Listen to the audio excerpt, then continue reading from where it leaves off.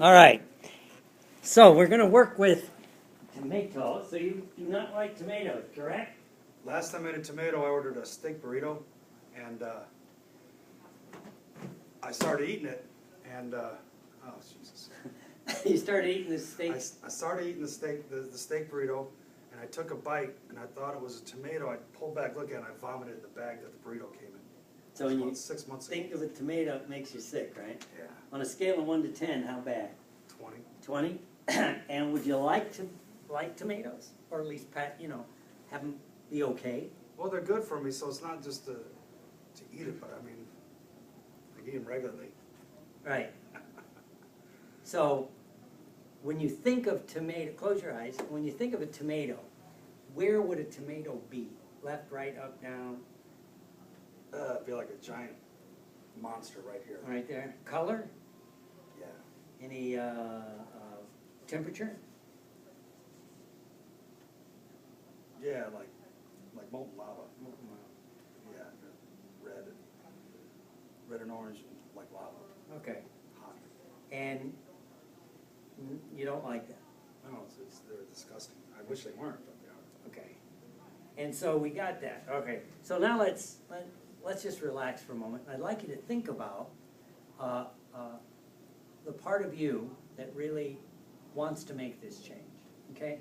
Part of you that would like to tolerate tomatoes, eat them. You know they're healthy with the, I can never pronounce it, lycopene? Lycopene, the vitamins. Well, you know that intellectually. You know that, how good they are for you and all that, right? Mhm. So part of the, your conscious mind would like you to overcome this. Plus it'd be a cool teaching thing as you're coaching and everything else, right? It would be great. But you have that other part of you that hates them Yeah. and dislikes them, makes you sick to your stomach, right? Now this part, learn this somehow when you were little probably, and you may not even remember learning it, it just always was. So maybe you remember learning it, or maybe it just seemed to be always was, right? But really what happened, this part of you wants to keep you, Jeff, safe and secure, happy and healthy, right? And we're not going to take away its ability to keep you safe and secure, happy and healthy. You're an intelligent, articulate guy. You lost over 100 pounds. You're doing all that for the proper reasons. You know all these wonderful things you'd like to do and that. So, but this part of you is hanging on to a Windows 98, as I say, right? It's running an old program that's not really appropriate, right? And so what I'd like you to do is let this part of you just look at everything in a new light. That's all, just for a few moments. We're going to make it more, so you better take care of yourself physically, mentally, emotionally, spiritually, financially, everything, right? Great, great. So this part is willing to look at it slightly differently. Now the part of you that wants to make this change understands all the positives, and it can even understand why you've been sabotaging, and that's fine. So for the first time in your life, they can begin to negotiate. And this is going to go unconsciously. And this will happen while we do a couple of other things. But these two parts begin to negotiate because they're going to work out their differences. And it's all about keeping you safe, healthy, happy, and secure. And, you're doing these other things for your health and your vitality, to be there for your students and your fighters and your kids and all of that. Your bandmates, all the things, right? And intellectually, off in the future, you know that eventually this will be a really cool story when you look back on today. And you'll be able to say, yeah, it was, it's like all the cool stories people have of overcoming an addiction or a compulsion or a habit. And this is one that'll be a cool story that you can share with people. Right? And so as you look at that in the future, this is going on in the past. And while all of that's happening, again, I'd like you to think about that tomato right in front of your face with its color and its lava-like and this and that, and just push it off into the background. Just push it out in front of you. Push it out till it's smaller, maybe like a basketball size. And then push it out a little bit more, and it loses its lava red. It becomes like a pinkish red, right? And all the temperature dissipates away till it's a pinkish red, but if you reach up in your mind and touch it, it'd be a coolish pinkish red. And it disconnects. It goes out far enough that it totally disconnects from any kinesthetic in your body. Just kind of goes out there. and push it out a little bit farther till it's about the size of a ping pong ball, way out in front of you, way out there in front of you, the size of a ping pong ball, small pink, cool ping pong ball. And it's pretty close out there with that you in the future that's going to tell this story. So way out there in the future, you see that future you telling the story about overcoming the aversion to tomatoes, and right next to you is that little pink ping pong ball. It's kind of interesting. They're way out there.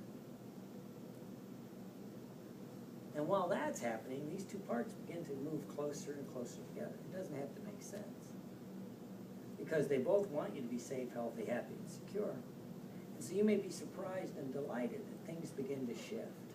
And whatever that original learning or learnings were when you were young and made you feel that way then, that was then and this is now. That was then and this is now. And maybe it was appropriate for that younger Jeff to be sick of tomatoes then. Maybe it was appropriate for that younger you to avoid them. Maybe it was appropriate for that, but it's not appropriate now. That's right. And because you can look at other things that used to be appropriate, now is not. You know, the behavior we did in the 80s stuff, it just wouldn't play today, and that's okay. And so now, as all of this is going on in the back, you see that little pink ping pong ball and that future you. And somewhere way out there, somehow, they reconcile in such a way that that future you can eat a tomato or not eat a tomato. Sees it as a fruit, good for them. And maybe every once in a while, whatever, it's no big deal either way. And so naturally, as you think about these things, these two parts begin to blend together in your subconscious mind. So no part of you will fight making the change when you're ready, but only you can convince yourself when the time is right. But as this happens, you notice something happening on the inside. So you see that future you absorb that pink ping pong ball, and you could see that future you eating a tomato, having a slice of tomato. It might be by itself. It might be on like a nice hamburger.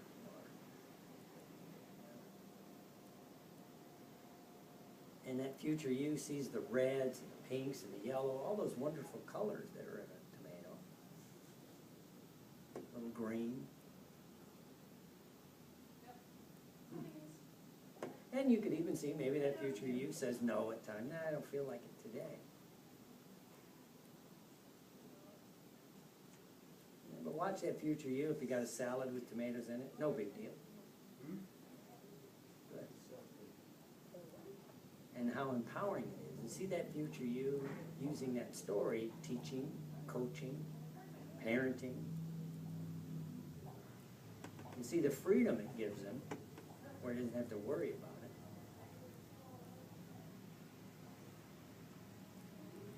And so once out there and that's fully realized and actualized, all these things in the back of your mind begin to blend and merge totally into one. No part of you wants to fight this change. That's right.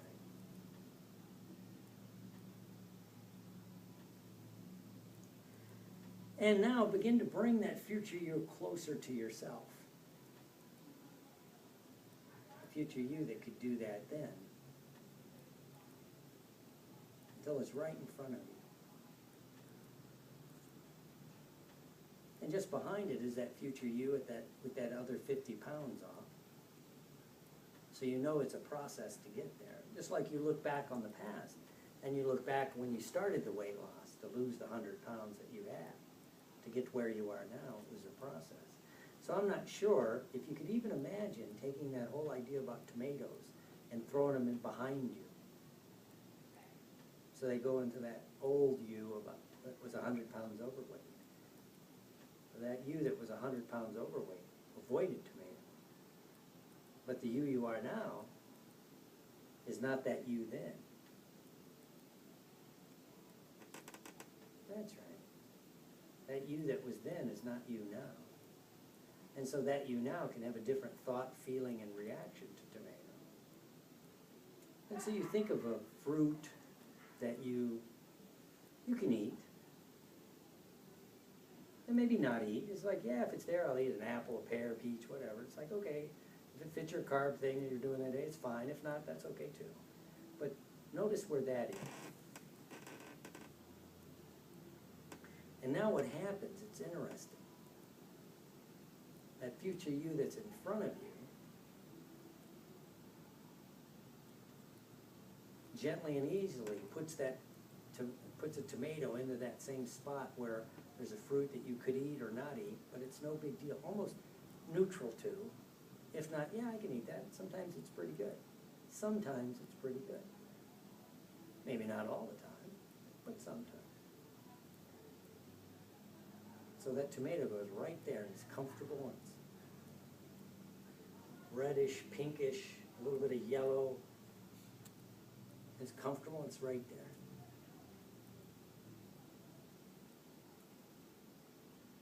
In fact, when you look at it, all you see is the vitamins, the minerals, the lycopene, all those things that it has, the antioxidant, all those wonderful properties that you know it has.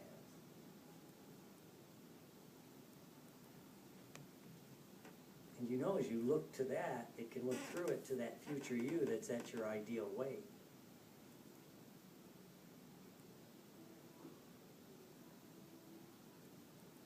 And know that it can be a part of that to get there.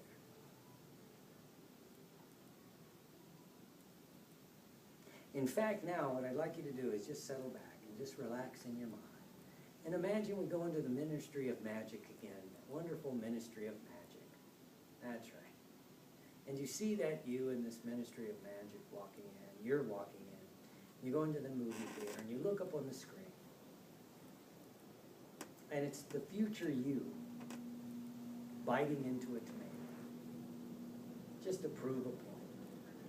You're sitting here watching it, it's calm, it's comfortable, you know. So you watch that movie again, see how comfortable you are up there biting into a tomato. In fact, that future you may be using it as a teaching analogy. Biting into a tomato in front of a group of fighters to show that you can overcome a mental block. That you can overcome a mental block. That it's just a mental block. That's right. And now, when you're ready, take a deep breath and step into that book. You see, hear, and feel it as you imagine doing that. And the more you look for that negative response, the more it disappears. The more you look for that negative response, the more it disappears. The more you look for that old negative physical, mental, emotional, and spiritual reaction, the more it just disappears. It goes back to that part of your mind that used to be true and now it's not. It used to be true and now it's not. That's right. That all those thoughts, feelings, beliefs, and attitudes about tomatoes goes to that part of your mind that used to be true and now it's not. And what goes to that part of your mind where it's just naturally true for you, you're a good coach, you're a good parent, you're a good friend, you're a good helper, you care about people, you can eat tomatoes. So you think, I'm a good coach, I'm a good parent, I'm a good friend, I'm a good helper, I like to help people, I can eat tomatoes. And it resonates true to you. It just resonates true to you. It resonates true to you. It's almost like you can hear it chanting in your mind, I can eat tomatoes, I can eat tomatoes, I can eat tomatoes, I can eat tomatoes, I can eat tomatoes. It's like you've heard it 1,000 times. And so now you can, again, run that movie from the inside, see yourself biting into it, feel it, the redness, the mushiness of it, but it's cool, it's nice, it's fruit, it's life. Vitamins, it's lycopene, antioxidants, minerals, it's from the earth, it's natural. As you continue to give that motivational talk about it, great. Good. So search again in vain, search in vain for that old negative response, being sick and queasy about a tomato. It's gone, it's gone, it's gone. It's kind of neutral. It's not, interesting, tomato. Wonder what it tastes like. Wonder what it really tastes like. Because you know what? What's interesting, now that no part of you resisted, you've never really even tasted what a tomato tastes like. You might like it, you might not like it, that's fine, but you never really tasted it. You know? And as a guy that's fought in the ring, boxing ring, the wrestling ring, the MMA cage, you fought in interesting things, and you know, you can't explain what it's like till you do it. To someone that's never done it. You think, wow, it's kind of like that way about me and tomatoes. I've never really tasted a tomato. I don't know what it's really tastes like.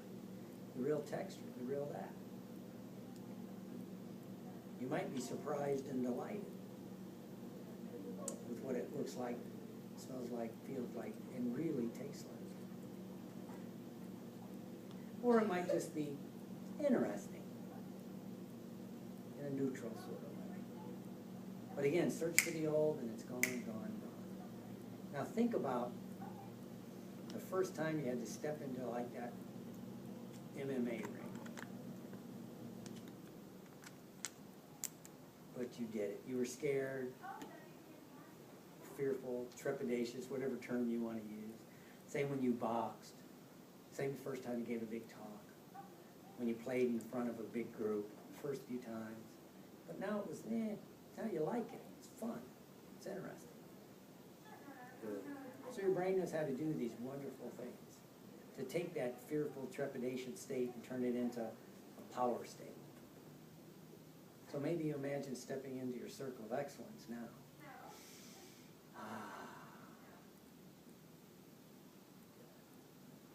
Now let all that settle into your mind.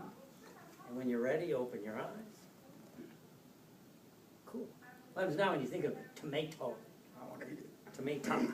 Tomato. Yes. Tomato. It's a good fresh one, too. Yeah, that's good. Try a little bite. When's the last, have you ever really tasted a tomato? It tastes good. I can't believe it. You gotta get your dad's and mom's My feedback. parents aren't gonna believe this. I can't believe I'm eating this thing. Give them a hand. Yeah. Another fruit to add to the menu.